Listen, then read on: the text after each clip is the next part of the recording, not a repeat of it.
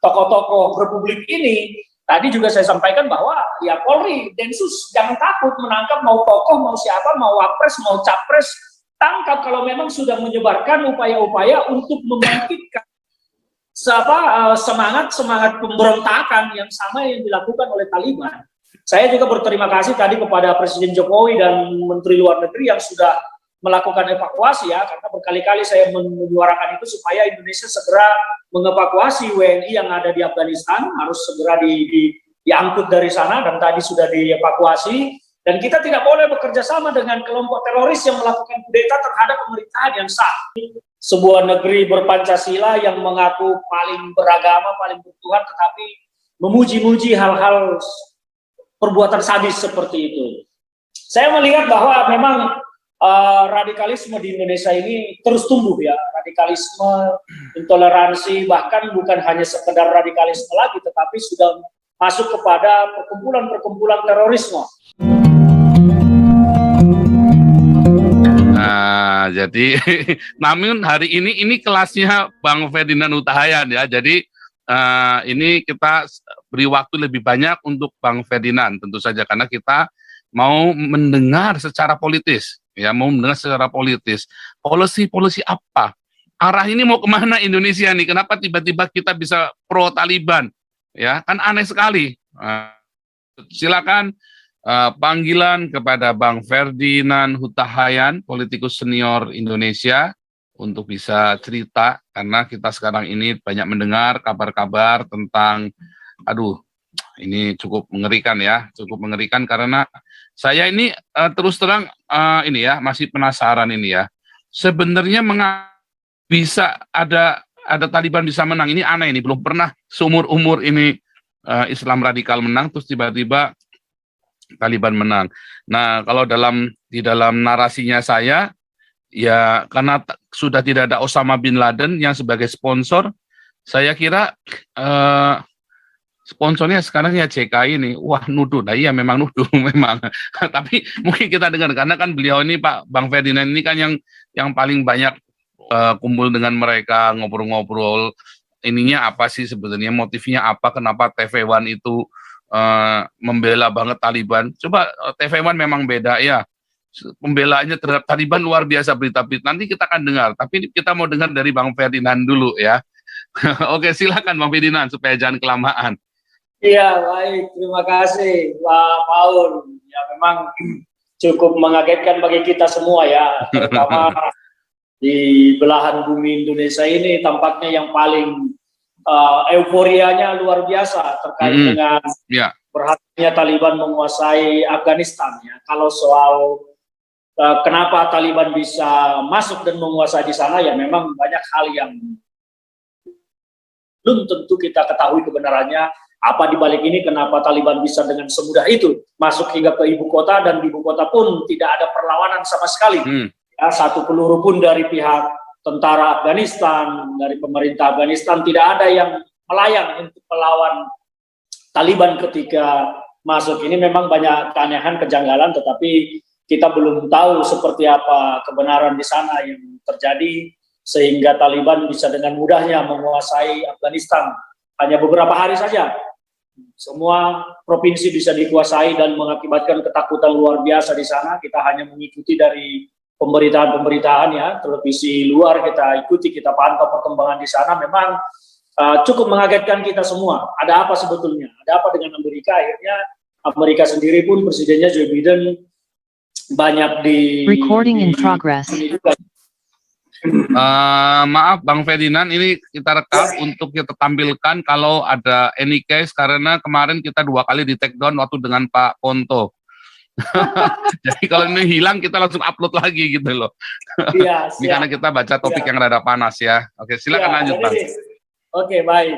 Kita tidak usah terlalu banyak membahas ada apa dan kenapa di sana Taliban, tetapi saya lebih suka membahas mengapa di Indonesia ini euforianya luar biasa, dan mengapa juga banyak sekali orang-orang di Indonesia ini yang memuji pergerakan Taliban. Bahkan kasat mata terlihat sadisnya Taliban membunuh orang, memperlakukan wanita dan anak-anak secara tidak beradab, tidak bermoral. Tetapi kok bisa di Republik Indonesia ini sebuah negeri berpancasila yang mengaku paling beragama, paling bertuhan, tetapi memuji-muji hal-hal perbuatan sadis seperti itu. Saya melihat bahwa memang radikalisme di Indonesia ini terus tumbuh ya, radikalisme, intoleransi, bahkan bukan hanya sekedar radikalisme lagi, tetapi sudah masuk kepada perkumpulan-perkumpulan terorisme, di mana seminggu terakhir ini saja pihak Densus 88 menangkap puluhan orang ya, orang-orang yang diduga akan melakukan serangan teror, bahkan sekitar 57 orang ditangkap kemarin merencanakan melakukan serangan pada acara HUT RI ya. Kita sangat mengapresiasi kinerja Densus 88 yang banyak melakukan penangkapan. Nah, pertanyaannya, mengapa orang-orang ini begitu euforia sekali, bangga sekali dengan kemenangan Taliban? Pak JK sendiri, Pak Yusuf Kala, selalu mengakui dirinya waktu itu memediasi antara pihak Afghanistan dengan pihak Taliban. Tetapi harusnya kalau yang namanya mediasi, moderator harus berdiri di tengah. Nah, sekarang Pak JK tampak sekali tidak berdiri di tengah, tetapi berpihak dan mendukung Taliban, bahkan memuji Taliban habis-habisan atas keberhasilannya masuk dan menguasai Afghanistan sekarang. Jadi status beliau yang selalu disampaikan sebagai penengah, sebagai mediator untuk perdamaian Afghanistan dengan Taliban, saya tidak bisa terima dan membantah itu dengan statement-statement Pak JK belakangan ini yang terus memuji-muji Taliban, bahkan berupaya membentuk image framing opini publik seolah-olah Taliban itu telah berubah, telah baik, segala macam ya, dengan narasi-narasi yang memang tujuannya untuk membangun image tadi, stigma bahwa Taliban ini sekarang baik. Sementara kalau Pak JK merasa diri sebagai mediator, penengah, harusnya dia tidak melakukan itu. Harusnya dia justru melakukan sebuah memberikan pernyataan yang harusnya menekan Taliban tidak boleh melakukan hal tersebut. Mestinya perdamaian yang dikedepankan, dialog yang dikedepankan, tetapi beliau tampak euforia sekali mendukung kemenangan Taliban. Dan bahkan sekarang Bapak BNPT, Pak Komjen Boy Ramli juga baru menyampaikan sedang memantau banyaknya pergerakan para pendukung Taliban yang tampaknya mendapat suntikan darah segar atas kemenangan Taliban di Afghanistan, merasa bahwa mereka ini akan mampu dan bisa melakukan hal sama di Indonesia. Ya, jadi BNPT Pak Komjen Boy Ramli menyatakan sedang memantau itu pergerakan di media sosial dan segala macam, bahwa ada gerakan ini yang coba untuk berkumpul menyatu dengan tujuan ya mungkin mereka berharap bisa melakukan hal sama di Indonesia, menggulingkan pemerintahan yang sah dan kemudian menggantinya dengan pemerintahan ala Taliban. Nah, ini yang terjadi. Nah, yang kita herankan sekarang sebetulnya adalah apa sih yang ada di dalam pikiran orang-orang ini? Apa sih yang ada di dalam hatinya? Mengapa mereka ini tampak sekali senang melihat pembunuhan-pembunuhan yang terjadi, melihat perlakuan tak bermoral terhadap perempuan dan terhadap anak-anak? Ini yang kita pertanyakan. Nah, orang-orang seperti ini memang di Indonesia sekarang semakin banyak. HTI, FPI telah dibubarkan oleh pemerintah beberapa waktu lalu, tetapi orang-orangnya, aktivis-aktivisnya sampai sekarang terus melakukan gerakan-gerakan yang memang menjurus kepada tindakan-tindakan radikalisme, intoleransi, dan menolak perbedaan. Bukannya semakin melemah, tetapi gerakan orang-orang ini semakin senyap, semakin berkumpul, dan semakin terus berjalan. Nah, ini yang dikhawatirkan, makanya saya pribadi selalu keras mengkritik dan memberikan pernyataan-pernyataan yang melawan upaya-upaya kelompok ini untuk terus bangkit dengan membangun narasi-narasi, apalagi di media sosial ya, cukup luar biasa pergerakan yang dilakukan oleh kelompok ini, membangun stigma, membangun opini, bahkan ketika Indonesia mau merayakan hari kemerdekaannya saja yang dikibarkan bukan bendera Indonesia tetapi bendera Palestina. Ini apa yang terjadi? Kita melihat ini tidak bisa dibiarkan. Ya, kelompok ini tidak boleh dibiarkan karena akan semakin menjadi-jadi. Saya baru mau mengeluarkan statement juga tadi pagi bahwa pemerintah kalau membiarkan ini, ya Indonesia akan tiba pada waktunya mungkin 5-10 tahun ke depan akan terjadi perang saudara, pertumpahan darah, karena kelompok ini pasti akan semakin membesar.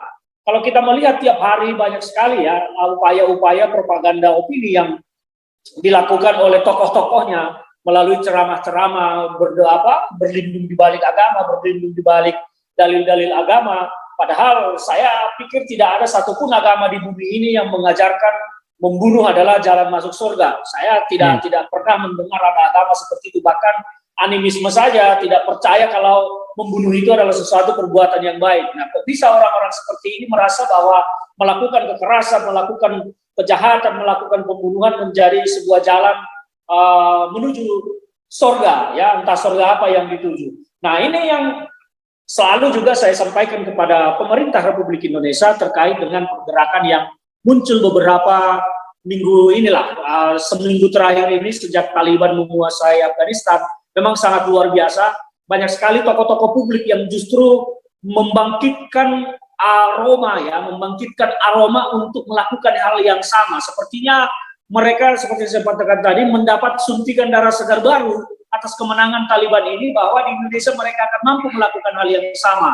Nah, ini yang harus diantisipasi, bahwa orang-orang yang berwatak radikal, orang-orang yang berwatak ekstrim ini ya harus ditindak tegas, tidak boleh dibiarkan kalau pemerintah masih mau Indonesia ada hingga puluhan tahun ke depan. Kalau ini dibiarkan, ya tentu Indonesia akan hancur berantakan, karena sudah banyak sekali contoh negara-negara di dunia yang hancur berantakan ketika kelompok-kelompok ini ada. Kita bisa melihat bagaimana Suriah, bagaimana di Lebanon sana, bagaimana Irak, bagaimana banyak negara, ya, banyak sekali yang sudah menjadi bukti nyata hancur karena adanya kelompok-kelompok ini. Nah, pemerintah Indonesia kalau tidak belajar dari situasi yang sudah pernah terjadi, ya saya pikir akan tiba saatnya juga Indonesia mengalami hal yang sama. Apalagi Indonesia ini luar biasa, perbedaannya banyak sekali, ya, beda budaya, beda agama, beda suku, beda segala macam. Jadi sangat mudah untuk diprovokasi supaya terjadi benturan. Nah, kelompok-kelompok ini kan orang-orang yang tak beradab, tak bermoral, tak berhati,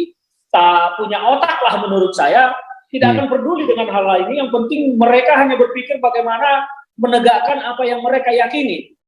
Ketika orang sedang bicara tentang kemanusiaan, mereka ini tidak peduli, mereka hanya peduli kepada apa yang diyakininya. Nah, ini yang akan menjadi perlawanan berat, dan saya pikir tidak mudah juga bagi pemerintah menghadapi ini semua. Karena apa? Mereka akan berlindung di balik tameng agama. Nah, ketika sudah berbenturan dengan agama, penindakan hukum berbenturan dengan agama, politik berbenturan dengan agama, nah ini yang sulit. Apalagi yang dihadapi adalah agama mayoritas di Indonesia. Nah, sementara banyak juga tokoh-tokoh agama di Indonesia ini yang selalu mengajarkan ketenangan, kedamaian, bahwa itu bukan ajaran agama, tetapi doktrin-doktrin yang diajarkan oleh kelompok-kelompok radikal lebih banyak terjadi, lebih sering terjadi, dan hampir tiap hari mereka ini terus melakukan pergerakan senyap di bawah, bahkan masuk ke kantong-kantong, ke desa-desa, ke kelompok-kelompok kecil. Ini yang terjadi, kan semakin sulit. Sementara tokoh-tokoh agama yang mendoktrin supaya ajarannya lebih lembut, lebih sesuai dengan peri kemanusiaan, beragama dengan baik, bertuhan dengan benar, ini akhirnya perlahan-lahan semakin kalah dan semakin terkikis, ya, pengaruhnya. Karena banyak sekali, apalagi kalau di sini orang-orang yang datang dari Yaman, entah ia benar adalah seorang Habib atau enggak, itu kalau mengaku Habib sudah langsung dianggap wah sangat dihormati luar biasa. Inilah yang menjadi dilema bagi penegakan hukum di sini, ya, sehingga hukum sering dibenturkan dengan agama. Nah, ketika itu sudah berbenturan, penegakan hukum pun menjadi seperti seperti menginjak rem dan tidak berani menginjak gas untuk menindak seterusnya. Inilah kelemahan-kelemahan di kita. Jadi saya secara pribadi ya terus bekerja juga bagaimana membangun opini yang benar di tengah-tengah publik Indonesia ini, bahwa jangan sampai kita mengalami hal yang sama yang telah dialami oleh negara-negara yang telah hancur akibat adanya kelompok-kelompok seperti ini.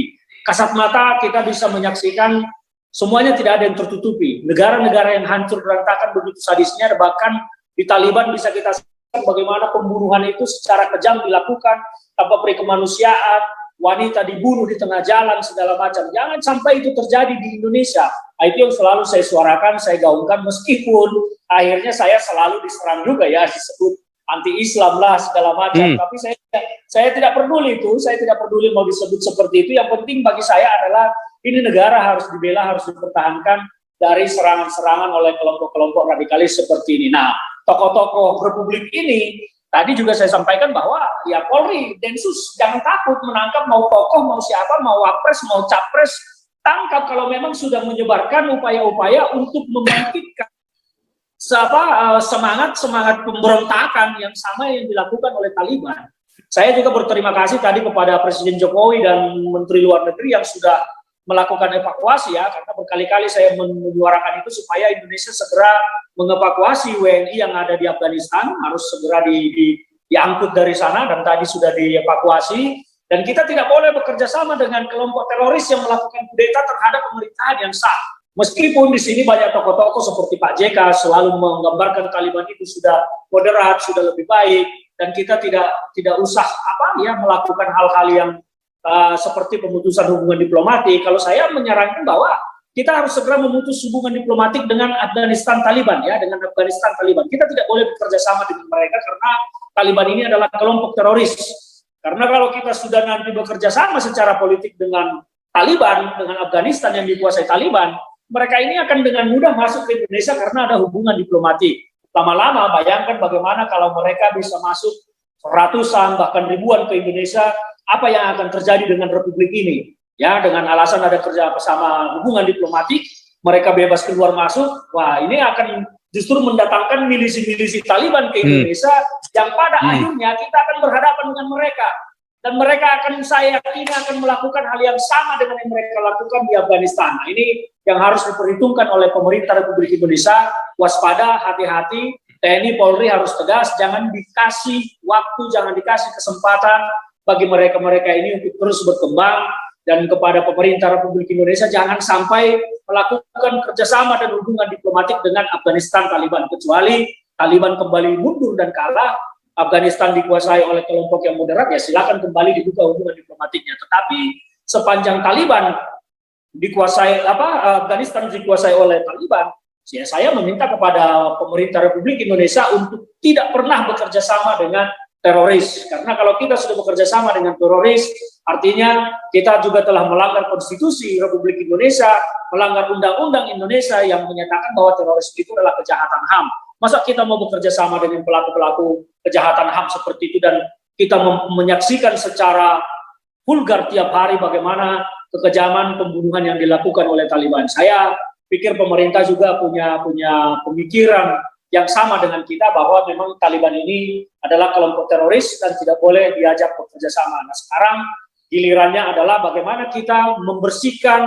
orang-orang, tokoh-tokoh, kelompok-kelompok yang pro-Taliban dan berusaha membangkitkan euforia Taliban ini di Indonesia supaya melakukan hal yang sama. Nah, ini tugas yang akan kita terus suarakan kepada pemerintah agar menindak tegas, jangan sampai mereka tumbuh berkembang dan melakukan juga kejahatan-kejahatan yang sama dilakukan oleh Taliban di Afghanistan. Kira-kira seperti itu, Pak Paul. Ya, menurut Bang Ferdinand, menurut Bang Ferdinand, apakah JK ini memang sengaja melontarkan perkataan-perkataan tersebut, jargon-jargon tadi, memuji-muji Taliban, apalagi didukung dengan TV One loh. TV One itu tiap hari propaganda Taliban loh. Ya. Dan karena kita lihat track recordnya si JK ini kan memang anti dengan Kristen kan. Pernah waktu di Makassar beliau itu yang teriak-teriak Allahu Akbar, bakar gereja gitu kan. Terus ini bukan rahasia lagi. Ya, tuduhan-tuduhan bahwa JK itu dalang yang di Poso, dalang yang di Ambon, beliau juga yang melakukan proyek-proyek Islamisasi yang ada di Papua dan sebagaimana. Dan pemikiran saya ya bahwa JK ini memang sengaja waktu beliau itu mensponsori Taliban untuk datang ke Indonesia dengan alasan menjadi dulu bilangnya apa? Mediator. Nah, bahkan tadi pun hari ini pun JK masih komplit, saya ini hanya mediator loh, kan begitu kan. Nah, namun kalau lihat dari jargon-jargon yang beliau lemparkan ini kan jargon-jargon yang sangat pro Taliban sekali, seakan-akan menyambut baik, seakan-akan dia tuh lega banget Taliban itu menang. Nah, kalau Taliban itu menang terus dia lega, artinya kan jangan-jangan dia investasi di sana. Sementara kita tahu investornya Taliban, Osama bin Laden udah lama. Saya lupa ya itu di linknya, nanti saya lagi cari nggak ketemu dari tadi nih. Jadi di waktu diwawancara itu memang Taliban ini siapa sponsornya nih, ya kan? Siapa sponsornya? Nggak mungkin ujuk-ujuk bisa mereka menang tanpa peluru diletuskan, nggak mungkin deh. 20 tahun perang nggak pernah kenapa ujuk-ujuk bisa minggir begitu, ya kan? Tapi balik lagi, menurut Bang Ferdinand, kalau Bang Ferdinand di pihak hanya sebagai politikus kan tahu cara mainnya kan, permainannya kan itu aja sebenarnya politikus kan. Menurut Bang Ferdinand itu apa hubungannya CK dengan Taliban ini? Ya, kita kan memang semua juga tahu lah ya bagaimana pergerakan politik Pak Yusuf Kalla di Republik ini, bagaimana kedekatannya dengan kelompok-kelompok yang selama ini memang selalu kita lihat sebagai kelompok ya radikal lah ya. Beliau punya koneksi dengan banyak pihak, teman dengan banyak pihak. Nah, tetapi munculnya Pak JK ya waktu masih menjadi wapres sudah berkomunikasi dengan Taliban, dan Pak Jokowi juga pernah ke Afghanistan. Tetapi yang harus dibedakan adalah Pak Jokowi tidak pernah bertemu dengan Taliban. Ya, yang bertemu dengan Taliban adalah Pak JK, bahkan mengundang Taliban ke Indonesia dengan alasan sebagai mediator untuk memediasi. Bagaimana mau mendamaikan kalau tidak kenal, kan narasi beliau seperti itu.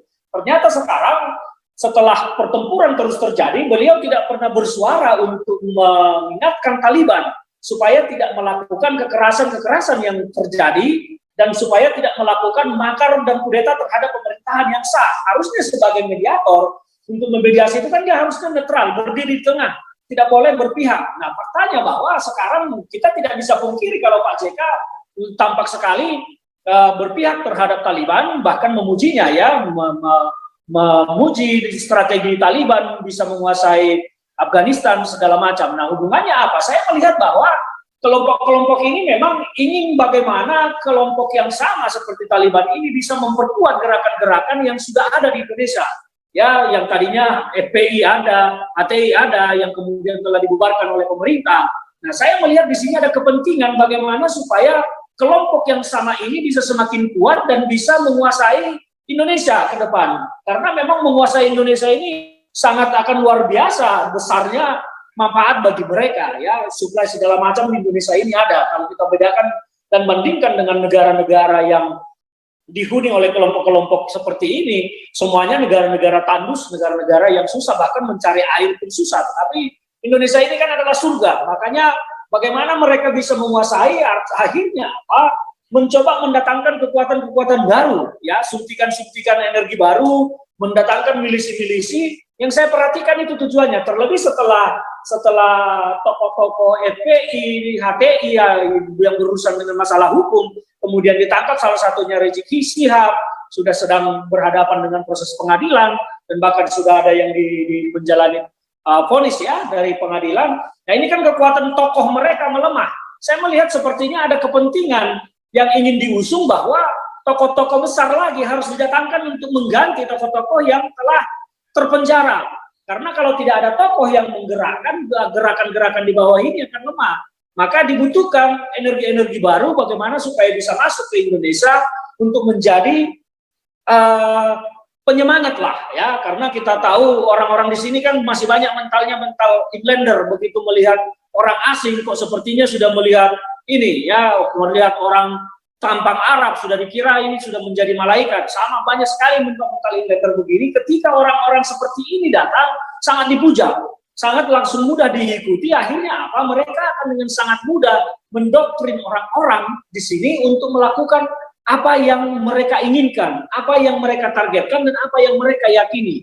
Jadi kalau saya melihat bahwa Pak JK ini punya kepentingan di sana. Bagaimana memperkuat posisinya secara politik dengan menggerakkan politik identitas. Ujung-ujungnya akan ke politik identitas, karena untuk memaksa mereka melakukan kekerasan atau perjuangan dengan senjata seperti yang dilakukan Taliban di Afghanistan, di sini masih sulit lah, hampir tidak mungkin. Maka harus masuk ke ranah politik. Nah, disinilah mereka membawa kekuatan politik identitas ke dalam demokrasi. Hancurlah semua, demokrasi akan rusak. Indonesia akan rusak. Nah, itu yang saya melihat mereka ingin energi baru ini masuk ke Indonesia, memperkuat jaringan di bawah sehingga masyarakat di bawah ini yang masih mudah didoktrin dengan agama akan mengikuti apa yang mereka inginkan. Nah, ketika mereka mengikuti itu, maka kekuatan politiknya akan sangat besar dan kemungkinan untuk memenangkan pemilu itu akan sangat besar kemungkinannya, akan mengalahkan kelompok-kelompok nasionalis karena memang di masyarakat di bawah masih mudah didoktrin, masih mudah dijejali dengan opini-opini yang gampang untuk menggiring mereka, apalagi sudah menggunakan dalil-dalil agama. Nah, jadi saya melihat begitu, Pak JK ingin memenangkan pertarungan politik di Indonesia ini dengan memperkuat jaringan kekuatan politik identitasnya. Maka perlu sekali tokoh-tokoh baru yang harus masuk, tokoh-tokoh baru untuk menjaring kemudian grassroots yang memang masih muda untuk dipengaruhi. Saya lihat kepentingan Pak JK di situ demi kekuasaannya. Jadi soal kebencian terhadap minoritas, saya tidak ingin menjustifikasi Pak JK di situ ya, meskipun banyak sekali catatan sejarah yang mencatat aktivitas beliau sebelumnya. Tetapi saya melihat tujuannya adalah ingin berkuasa dengan memperalat politik identitas, dan kebutuhannya adalah mendatangkan tokoh-tokoh baru yang bisa mempengaruhi masyarakat kita di bawah untuk mengikuti hasrat politiknya. Kira-kira begitu, Pak Tom.